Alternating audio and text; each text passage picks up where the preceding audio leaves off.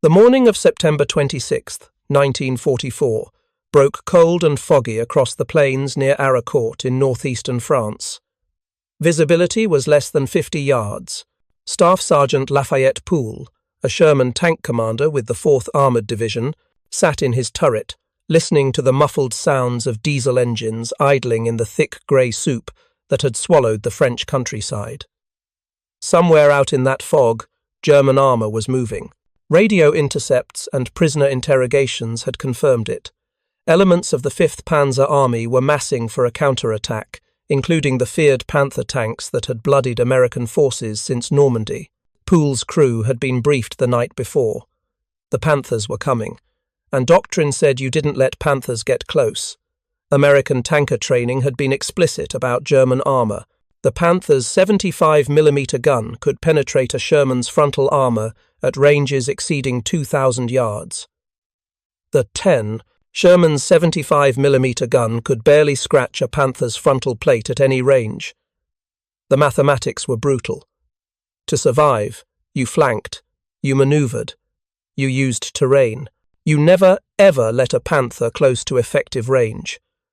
But that morning, as Poole strained to see anything beyond his tank's bow, those tactical principles seemed meaningless. In fog this thick, there would be no long-range duels, no careful flanking manoeuvres, no textbook tactics. There would only be sudden encounters at point-blank range, where the first shot decided everything. If you're enjoying this deep dive into the story, hit the subscribe button and let us know in the comments from where in the world you are watching from today. The American tankers of Combat Command A had good reason to fear German armour. Since landing in Normandy 3 months earlier, they had faced Panther tanks in terrain that favoured the defender. In the bocage country of Normandy, with its narrow lanes and high hedgerows, Panthers had dominated. Their thick frontal armour and powerful guns allowed them to sit hull down in prepared positions, picking off advancing Shermans with impunity. The Americans had learned to avoid frontal engagements. Tank destroyer battalions with high-velocity guns had been specifically organised to deal with heavy German armour, allowing Sherman tanks to focus on infantry support and exploitation. But near Arracourt, the tactical situation had evolved in ways that would render German advantages meaningless and expose vulnerabilities the Wehrmacht hadn't fully appreciated. The 4th Armoured Division had been pushing east from the breakout at Normandy for weeks, their advance so rapid that supply lines were stretched dangerously thin. General George Patton's 3rd Army was driving toward the German border, and the 4th Armoured was his spearhead. They had covered over 400 miles in less than a month, racing across France with a speed that left German defenders scrambling to establish coherent defensive lines. But by late September, the offensive had stalled. Fuel shortages forced Patton's tanks to halt just as they approached the borders of the Reich. German commanders saw an opportunity. If they could smash the overextended American spearheads, they might stabilize the front and buy time for the West Wall fortifications to be properly manned. The German Fifth Panzer Army assembled a powerful striking force. The 111th Panzer Brigade had been equipped with brand-new Panther tanks straight from the factories. The 113th Panzer Brigade brought more Panthers and Panzer IV tanks. Supporting infantry divisions would protect their flanks. Intelligence estimates suggested the Germans had concentrated over 200 tanks for the counteroffensive. Against this force, Combat Command A could field approximately 50 Sherman tanks and a battalion of M18 Hellcat tank destroyers. On paper, the matchup favoured Germany. The Panthers were theoretically superior to Shermans in every measurable category except reliability. German commanders were confident. Panzer crews, many veterans of the Eastern Front, believed their superior armour and firepower would carry the day. What neither side fully appreciated was how weather would transform the coming battle. The fog that settled over Arracourt on September 26 was unusually thick and persistent. Visibility remained below 100 yards for hours. This meteorological accident would negate every German advantage while highlighting every vulnerability. Staff Sergeant Poole couldn't see the German column approaching through the fog, but he could hear it. The distinctive sound of German tank engines, different from American diesels, carried through the heavy air. Tracks clanked. Gears ground. Commands were shouted in German, muffled but audible. "They're close," Poole's gunner whispered over the intercom. "Real close." The standing orders had been clear. "Hold positions. Let the Germans come to you." The fog meant long-range observation was impossible. American artillery couldn't effectively target German formations they couldn't see. Air support was grounded. This would be a tanker's fight, decided at the closest ranges. Poole strained his eyes, watching for movement in the grey wall before him. Seconds stretched. His hand rested on the turret traverse control. His gunner's foot hovered over the firing pedal. The loader had a round ready in the breech. Then, like a ghost ship emerging from ocean mist, the massive silhouette of a Panther tank materialized directly ahead. 50 yards. Maybe less. For one frozen moment, Poole could see the Panther's long 75mm gun barrel swinging toward him. He could make out the commander's cupola, the distinctive interleaved road wheels, the angular frontal armor that had earned the Panther its fearsome reputation. But the German tank was moving perpendicular to Poole's position, presenting its vulnerable side armor. At 50 yards, the Sherman's gun could penetrate even a Panther's flank. "Gunner, Panther, traverse left," Poole shouted. The turret whined. The gun swung. The gunner's sight settled on the massive grey target. "Identified. Fire!" The Sherman rocked. The 75mm gun bellowed. At 50 yards, there was no missing. The armor-piercing round struck the Panther's side armor with a flash of white-hot metal.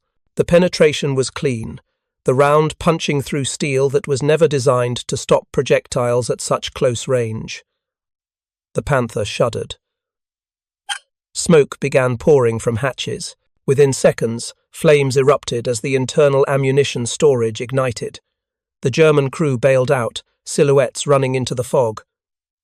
"Target destroyed," the gunner confirmed. Poole didn't have time to celebrate. Another Panther emerged from the fog, this one also presenting its flank. The engagement was repeated. Identification, traverse, fire, hit. The second Panther died just as quickly as the first. Across the battlefield, the same scene was unfolding dozens of times. German tank columns, advancing through fog with confidence in their armor's superiority, were running directly into American defensive positions at point-blank range. The Panthers' fearsome frontal armor meant nothing when Shermans were hitting them in the sides and rear at ranges where any gun could penetrate. The German tactical formation, which worked brilliantly in open terrain where Panthers could engage at maximum range, became a death trap in the fog. Panthers led the advance, confident in their armor. When they encountered American positions, they couldn't maneuver effectively. The Panther's complex steering system required drivers to anticipate turns, selecting specific gears for specific turn radii. In the confusion of sudden close-range combat, Panthers couldn't respond quickly enough. Lieutenant Colonel Creighton Abrams, commanding the 37th Tank Battalion, watched the battle unfold from his command post. Radio reports flooded in. Panthers destroyed at close range. German columns disrupted. Enemy infantry pinned down by machine gun fire. "They're driving right into our guns," Abrams reported to division headquarters. "They can't see us until they're on top of us, and by then it's too late." The fog had created precisely the conditions where American advantages could be maximized and German advantages neutralized. Sherman tanks, with their superior mechanical reliability, had all arrived at defensive positions intact. German Panthers, many suffering from the chronic transmission and final drive problems that plagued the design, had broken down during the approach march. The German counteroffensive began with fewer tanks than planned because mechanical failures had eliminated dozens before combat even started. American crews, trained on their equipment for months, knew exactly how their tanks would respond. German crews, many recently assigned to brand-new Panthers, were still learning their vehicles' quirks and limitations. In sudden close-range engagements, that familiarity proved decisive. The Sherman's faster turret traverse gave American gunners critical seconds advantage in target engagement. The Panthers' sophisticated but slow hydraulic traverse system couldn't match the Sherman's simple, reliable electric motor. At 50 yards, with both tanks seeing each other simultaneously, the Sherman could bring its gun to bear first. Technical Sergeant William McBride, commanding a Sherman in Baker Company, destroyed 3 Panthers that morning. His account, recorded days later, captured the surreal nature of the fighting. "You couldn't see anything until they were right there," McBride recalled. "Then it was just instinct.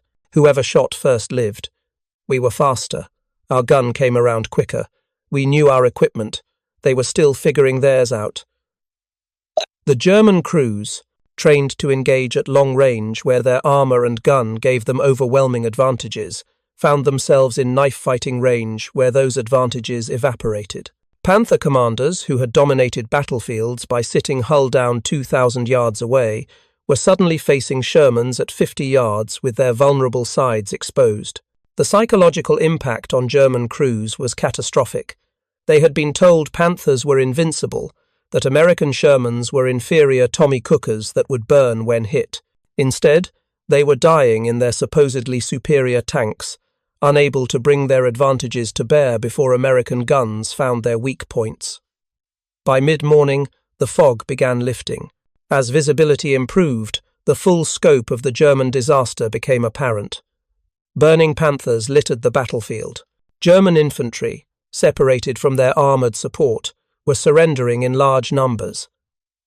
The counteroffensive had collapsed not in days of grinding attrition, but in hours of close-range catastrophe. American tank destroyers, positioned behind the Sherman screen, had also gotten into the fight. The M18 Hellcat, with its powerful 76mm gun and excellent mobility, proved devastatingly effective. Hellcats raced around German flanks, using their superior speed to position for killing shots. Where Panthers were slow and ponderous, requiring careful maneuvering, Hellcats darted in, fired, and withdrew before German guns could respond.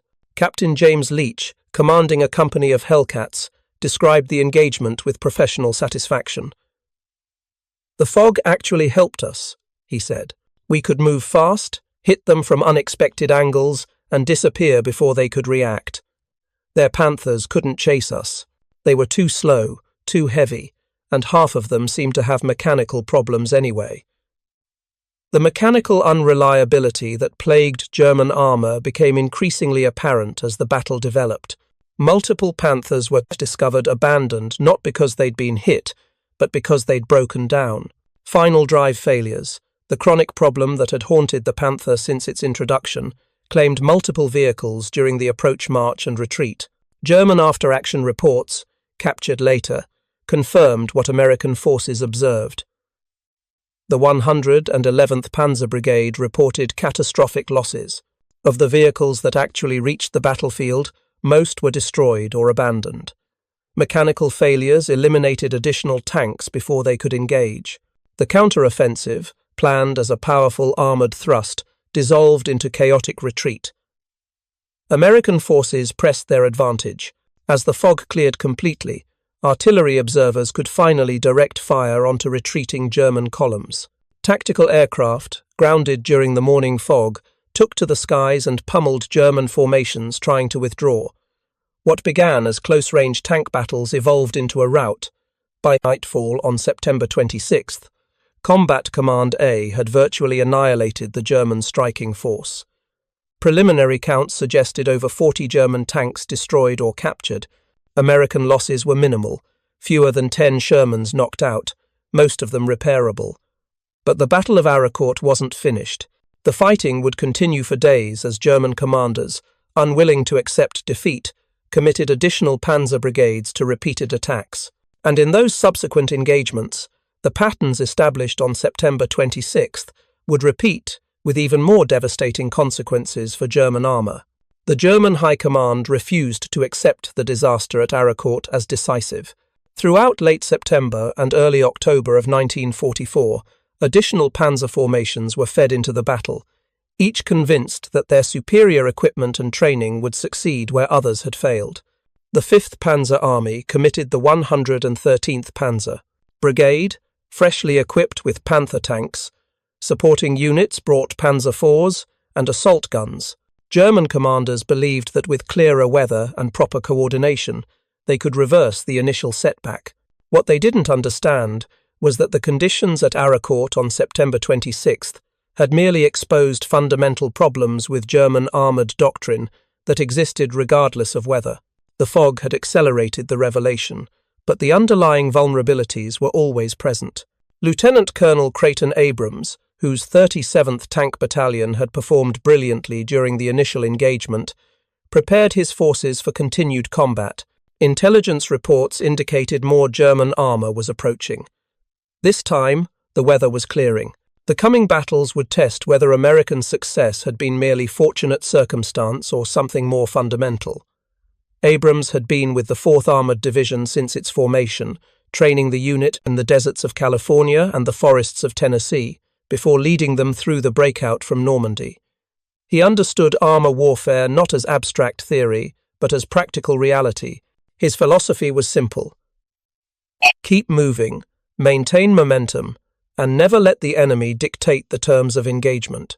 On September 27th, German forces attacked again near the village of Arracourt. This time visibility was good. The Panthers could employ their long-range firepower advantage. German commanders positioned their armour carefully, using terrain to maximize their strengths. On paper, this should have been the battle where Panther superiority finally manifested. The German plan called for a coordinated assault with Panthers leading, supported by Panzer IVs and infantry. Artillery would suppress American positions while the armour advanced. The Panthers would use their superior range to destroy Shermans before the Americans could effectively return fire. Once American armour was neutralized, infantry would secure the objectives. It was textbook Panzer doctrine, refined through years of combat on the Eastern Front. Instead, the Americans demonstrated tactical flexibility that German formations couldn't match. Sherman tanks, rather than accepting long-range duels they couldn't win, used mobility and terrain to close distance. American doctrine emphasized aggressive maneuver over static defensive positions, where German Panthers took time to position carefully, ensuring optimal fields of fire. American Shermans moved quickly, accepting risks to achieve positional advantage. Staff Sergeant Lafayette Poole, who had destroyed 2 Panthers in the fog 2 days earlier, found himself engaging German armour again near Arracourt. This time, he could see them coming from over 1,000 yards away. 3 Panthers, advancing in line, their long guns sweeping for targets. "They've got the range advantage," Poole's gunner observed nervously. "We can't hurt them from here." "Then we don't fight from here," Poole replied. "Driver, take us into that tree line. Fast." The Sherman accelerated, moving perpendicular to the German advance, using a small copse of trees for concealment. The Panthers fired, their rounds kicking up dirt where the Sherman had been moments before. But by the time they adjusted aim, Poole's tank was behind cover, manoeuvring to a flanking position. The Sherman's Ford GAA engine roared as the driver pushed it to maximum speed. 30 miles per hour wasn't fast compared to the Panther's theoretical top speed, but the Sherman reached its maximum quickly and maintained it reliably. The tank crashed through underbrush, bounced over uneven ground, and emerged on the German flank 200 yards from the nearest Panther. At this range, even the Panther's side armour was vulnerable to the Sherman's 75mm gun. Poole's gunner acquired the target, centred the reticle on the ammunition storage area behind the turret, and fired. The armour-piercing round penetrated cleanly. Seconds later, the Panther's ammunition cooked off, blowing the turret completely off the chassis in a spectacular explosion. The remaining 2 Panthers tried to respond, their turrets traversing toward this new threat. But the Panther's hydraulic traverse system was slow, taking nearly 15 seconds for a 90-degree turn. The Sherman's electric traverse was faster, and Poole's crew had already moved on to the second target. This tactical pattern repeated across the battlefield. American tanks refused to fight the battle German commanders wanted. They wouldn't sit still for long-range gunnery duels. Instead, they moved constantly, using terrain, smoke, and mutual support to create close-range engagements where Panther advantages disappeared. The M18 Hellcat tank destroyers proved especially effective in this mobile warfare. With top speeds exceeding 50 miles per hour, Hellcats could race around German flanks faster than Panthers could traverse their turrets. Captain James Leach's Hellcat Company destroyed 7 Panthers on September 27th alone, darting in from unexpected directions, firing and withdrawing before German guns could respond. The Panthers are impressive machines, Leach noted in his after-action report, but they're built for a different kind of warfare. They want to sit at range and use their superior gun. We don't let them. We make them maneuver, and when they maneuver, they're vulnerable. The Hellcat's open-topped turret made it vulnerable to artillery and infantry fire. But in tank versus tank combat, its speed was a decisive advantage. Leach's crews had trained extensively on rapid-fire and movement tactics. They would identify a target, race into firing position, loose a single round from their powerful 76mm gun, and immediately relocate before return fire could be directed at them. One of Leach's gunners, Corporal Danny Foster, described the technique with enthusiasm. "We're like prize fighters," Foster said. "Hit and move, hit and move. The Panthers are like heavyweight boxers. Strong, powerful, but slow. We're middleweights. We can't trade punches with them straight up, but we're faster, and we can hit from angles they can't defend." German after-action reports from the 113th Panzer Brigade revealed growing frustration. Panthers were being destroyed not through frontal penetrations, but through flanking shots that bypassed their heavy armor. American tanks refused to cooperate with German tactical expectations, forcing Panthers into the mobile engagements where their weight, complexity, and mechanical unreliability became liabilities rather than assets. The mechanical problems that plagued Panthers became increasingly apparent as combat continued. On September 28th, the 113th Panzer Brigade reported that of 51 Panthers committed to the battle, only 37 were operational by day's end. The missing 14 hadn't been destroyed by enemy fire.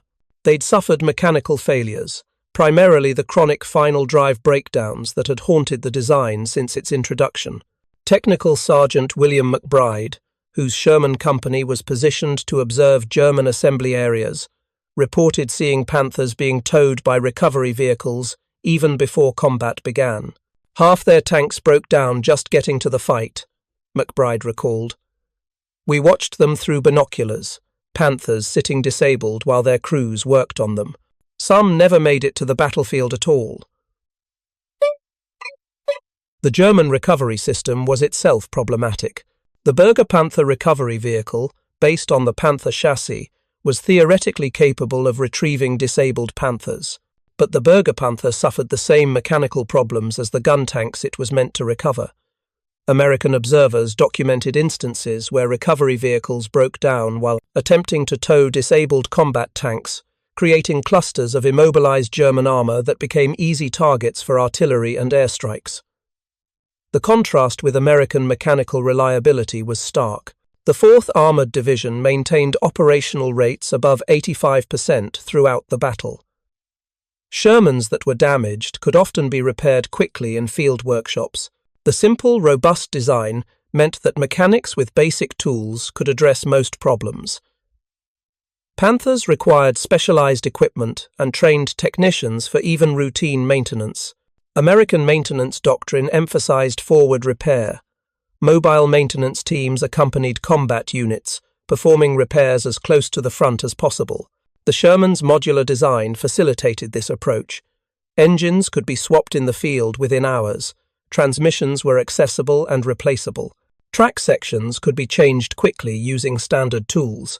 Sergeant First Class Robert Hayes commanded a maintenance platoon supporting the 37th Tank Battalion. His crews worked around the clock, keeping Shermans operational.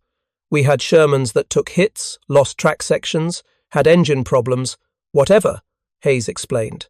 "We'd pull them back a few hundred yards, work on them for a few hours, and have them back in the fight by morning." The Germans couldn't do that with their Panthers. Once a Panther went down, it usually stayed down.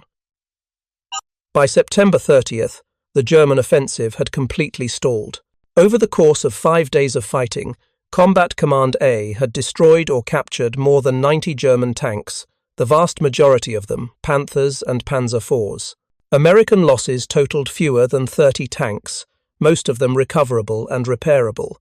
The statistics were devastating for German armoured doctrine. The Panthers, which were supposed to achieve kill ratios of 5-to-1 or better against Shermans, had been destroyed at a rate of 3-to-1 in favour of the Americans. The supposedly inferior Sherman had proven superior in every practical measure: reliability, tactical flexibility, crew training, and combat effectiveness. General Omar Bradley, commanding the 12th Army Group, visited the 4th Armoured Division in early October. Walking among the destroyed German tanks, examining the burned-out Panthers that littered the battlefield, Bradley recognized that something fundamental had been demonstrated at Arracourt. "This battle proves what we've suspected," Bradley told assembled officers. "The best tank isn't the one with the thickest armor or the biggest gun. It's the one that actually works, that can be where it's needed, that crews can operate effectively under combat stress. The Germans built impressive machines. We built weapons that win wars." Bradley had been skeptical of the Sherman when he first saw combat reports from North Africa showing German tanks outgunning American armor. He'd pushed for the development of heavier American tanks, which eventually resulted in the M26 Pershing. But Arracourt convinced him that the Sherman's design philosophy was fundamentally correct. Better to have 5 reliable tanks than 2 theoretically superior tanks that constantly broke down. Lieutenant Colonel Abrams, whose tactical leadership had been instrumental in the victory, offered his own assessment. "The Panthers are good tanks in theory," Abrams said, "but war isn't theoretical. It's mud and mechanical failures and snap decisions under fire. Our Shermans handle those realities better than their Panthers. That's why we won." Abrams had developed his tactical philosophy through hard experience.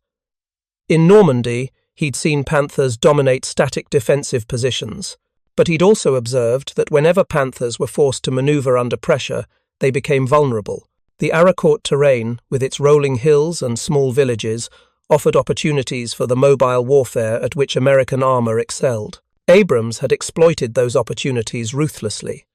The psychological impact on German tank crews was severe and lasting. Prisoners of war interrogated after Arracourt revealed that confidence in Panther superiority had been shattered. Crews who survived the battle described feeling helpless as American tanks maneuvered around them, exploited their mechanical failures, and destroyed them despite supposed technological advantages. One captured Panther commander, a veteran of the Eastern Front named Oberleutnant Karl Weber, expressed bitter disillusionment during interrogation. "We were told the Panther was invincible," Weber said. "We believed our armor and gun made us superior, but our tanks kept breaking down. When we tried to maneuver, the final drives failed. When the Americans closed range, our advantages disappeared. We learned that all the engineering sophistication in the world means nothing if your tank won't run." Weber had commanded Panthers at Kursk, where he'd achieved several kills against Soviet T-34 seconds. He'd believed in the Panthers' superiority based on that experience. But the Eastern Front had taught tactics suited to the vast open spaces of Russia, where Panthers could use their range advantage effectively. In France, with its villages, hedgerows, and rolling terrain, those tactics didn't translate. Another prisoner, a young Panther driver named Gefreiter Hans Schultz, described the mechanical failures that had plagued his unit. "My tank broke down 3 times before we even saw combat," Schultz said. "First, the transmission started making grinding noises. We had to stop and let it cool down. Then, a road wheel bearing failed. We replaced it, but it took hours. Finally, right before we went into battle, the final drive started smoking. The mechanics said we could drive it, but we had to be careful with turns. How are you supposed to fight a battle being careful with turns?" If you find this story engaging, please take a moment to subscribe and enable notifications. It helps us continue producing in-depth content like this. The Battle of Arracourt had broader implications for Allied strategy and German defensive capabilities. The decisive defeat of multiple panzer brigades meant that German forces lacked the armoured strength to seriously threaten Patton's Third Army. The delay caused by fuel shortages, which had seemed catastrophic to American planners, had actually drawn German armour into a battle where it was destroyed piecemeal. Strategic analysts at Supreme Headquarters, Allied Expeditionary Force, studied the battle intensively. One report concluded that German armoured doctrine had become increasingly divorced from material reality. The Wehrmacht continues to plan operations based on theoretical tank capabilities, rather than actual performance, the report stated. Panthers are assumed to be operational, when in fact 30 to 40% are typically disabled by mechanical problems. They are assumed to be capable of sustained mobile operations, when in fact they require extensive maintenance every 100 kilometers. These false assumptions lead to planning failures that doom operations before they begin. American tactical doctrine, which emphasized mobility, aggressive maneuver, and combined arms coordination, had proven superior to German doctrine that relied on technological superiority and defensive positioning. The 4th Armoured Division's victory demonstrated that well-trained crews in adequate equipment could defeat supposedly superior technology when tactics exploited enemy weaknesses. The coordination between American armour, artillery, and air support proved decisive in the later stages of the battle. When German forces attempted to retreat on September 30th, they found themselves caught in killing zones, where artillery observers directed accurate fire onto crowded roads. Tank destroyers positioned on flanks picked off vehicles trying to escape. When weather cleared enough for air operations, fighter bombers from the 19th Tactical Air Command struck retreating columns mercilessly. Major Thomas Harrison, an artillery forward observer attached to the 4th Armoured Division, described the coordination with professional satisfaction. "We had excellent communication with the tank units," Harrison said. "They'd identify targets, give us coordinates, and we'd have shells in the air within minutes." The Germans couldn't concentrate their forces without coming under artillery fire. When they dispersed to avoid artillery, they became vulnerable to our tanks. We had them trapped in a tactical dilemma with no good options. The mechanical unreliability of German armour, already a concern for Allied intelligence, was confirmed as a critical vulnerability. If Panthers couldn't reach battlefields without breaking down, if they required extensive maintenance that couldn't be provided under field conditions, then their impressive specifications were meaningless. The best, a tank that doesn't work, is infinitely inferior to the adequate tank that does. Allied technical intelligence officers compiled detailed reports on captured and destroyed Panthers from Arracourt. The findings were distributed throughout American and British forces, educating tank crews about Panther vulnerabilities and reinforcing the effectiveness of existing tactics. One such report detailed specific weak points. The Panther's side armour is vulnerable to all Allied anti-tank weapons at combat ranges. The ammunition storage along the hull sides creates catastrophic kill probability when penetrated. The engine compartment is prone to fires when hit. The complex final drive and transmission are vulnerable to shock damage from mines and near-miss artillery. Most critically, mechanical reliability is so poor that approximately 1/3 of Panthers in any formation will be inoperative due to breakdowns at any given time. General George Patton, whose Third Army had been temporarily halted by fuel shortages, received reports of the Arracourt victory with satisfaction. "The 4th Armoured has proven what I've always known," Patton declared. "Aggressive action wins battles. The Germans want to sit and shoot from prepared positions. We manoeuvre, we attack, we make them react to us.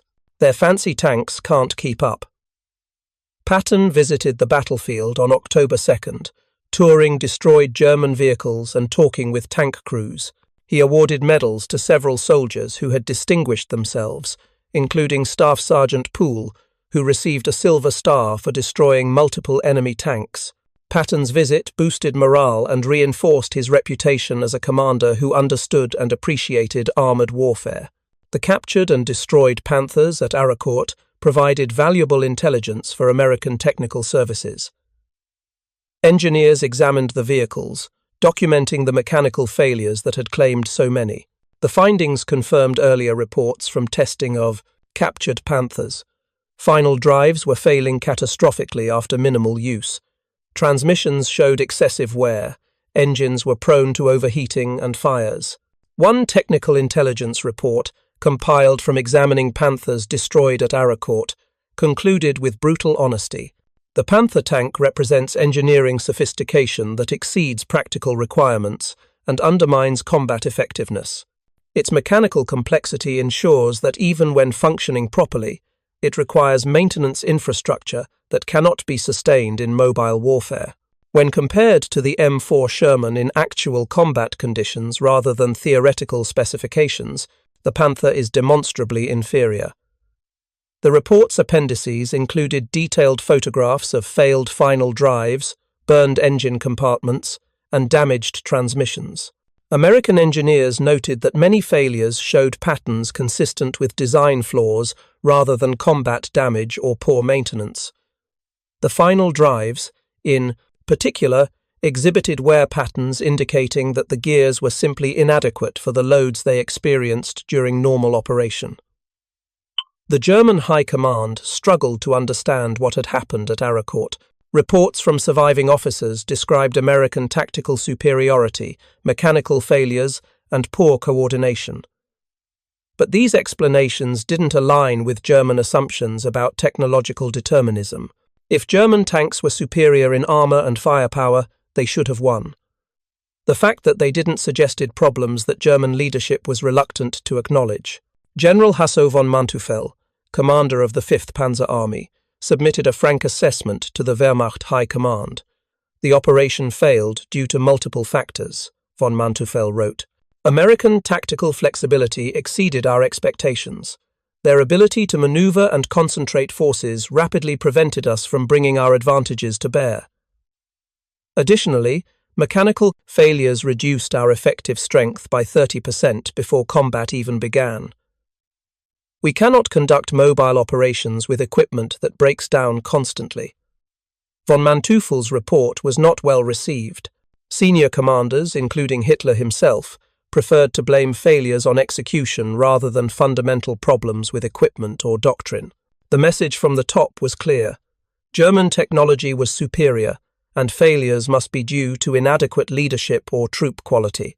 Some German commanders blamed crew quality, suggesting that inexperienced drivers and gunners had failed to exploit Panther capabilities. This explanation had some merit. The catastrophic losses on the Eastern Front had depleted the pool of experienced tank crews. Many Panthers at Arracourt were crewed by soldiers with minimal training, some with fewer than 50 hours in their vehicles before entering combat. But even experienced crews struggled with Panther mechanical problems. The design flaws that caused final drive failures, engine fires, and transmission breakdowns affected all Panthers regardless of crew quality. Training couldn't compensate for fundamental engineering problems. Others blamed weather, terrain, or tactical surprise. Few were willing to confront the fundamental truth.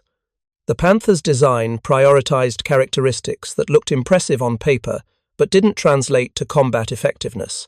German military culture, which revered engineering precision and technological sophistication, struggled to accept that simpler, more reliable designs might be superior for actual warfare. The French civilians who lived near Arracourt witnessed the battle's aftermath with mixed emotions.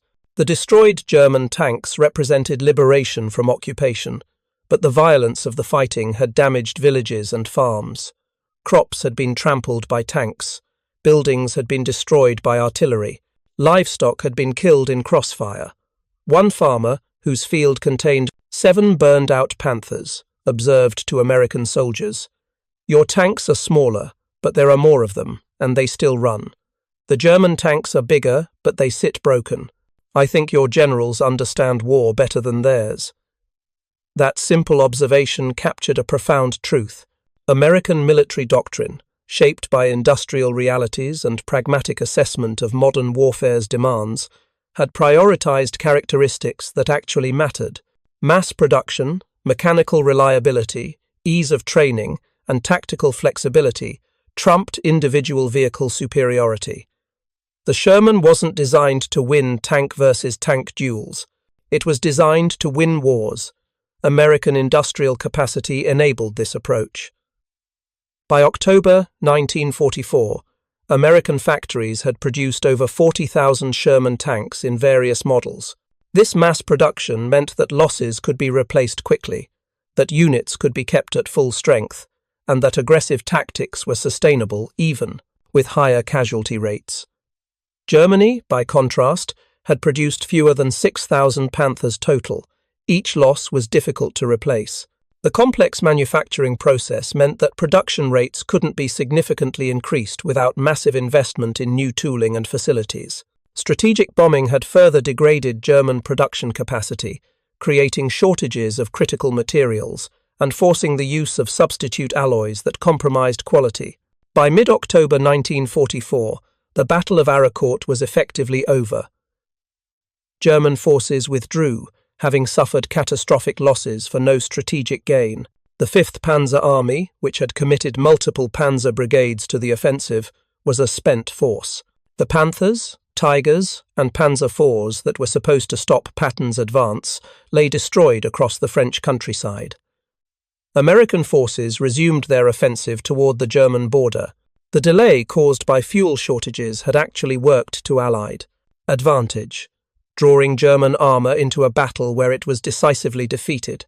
The 4th Armoured Division, having proven the effectiveness of American tanks and tactics, would continue driving east, eventually crossing into Germany itself.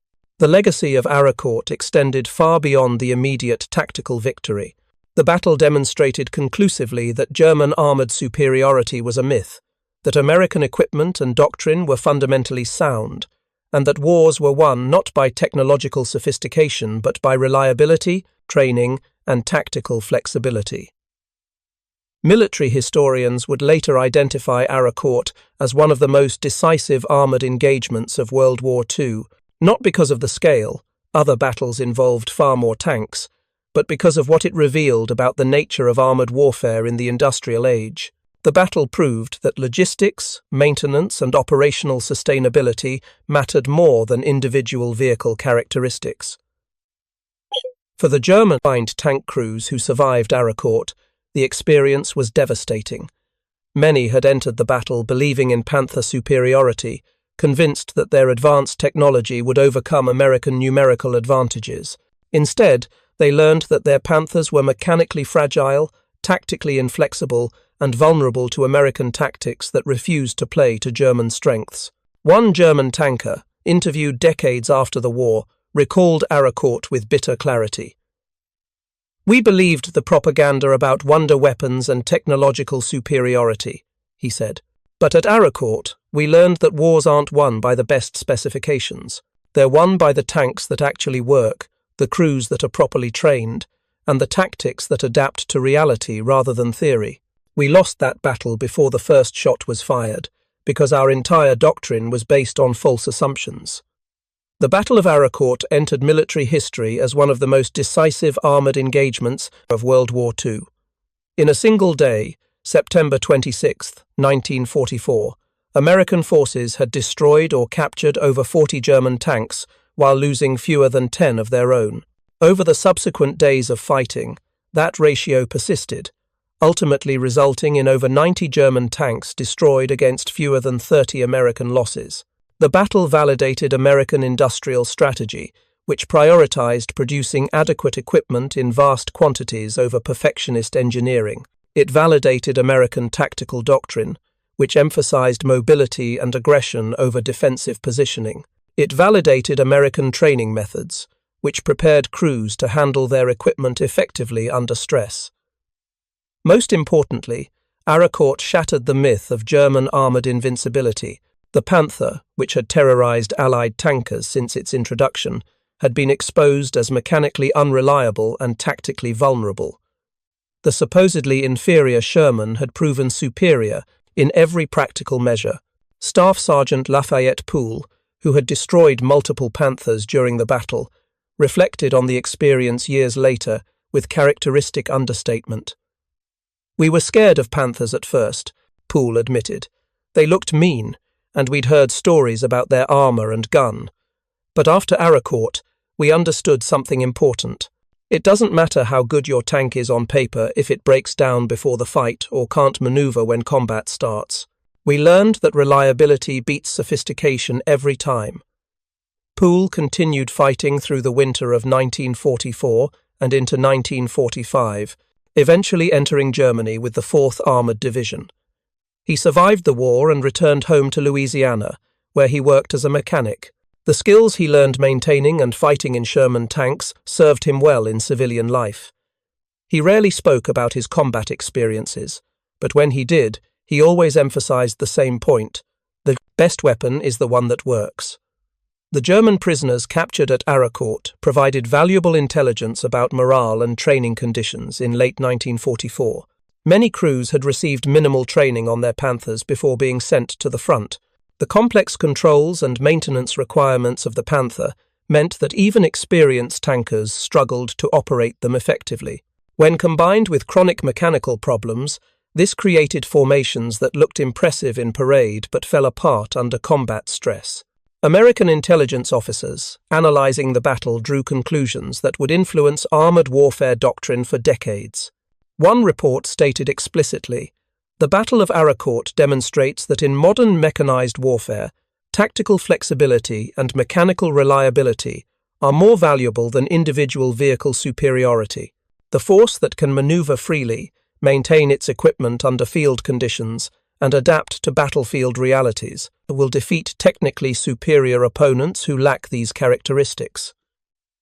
These lessons were incorporated into American armor training and doctrine development. The emphasis on aggressive maneuver, combined arms coordination, and mechanical reliability would characterize American armored forces through the Cold War and beyond. The Sherman's design philosophy, prioritizing reliability and ease of production over ultimate performance, influenced subsequent American tank designs. The lessons of Arracourt were distributed throughout American armored forces. Tank crews learned that aggressive maneuver could negate enemy advantages. They learned that mechanical reliability enabled tactical flexibility. They learned that well-trained crews in adequate equipment could defeat superior technology operated by less prepared opponents. For Germany, Arracourt represented another step in the steady decline of armoured capabilities.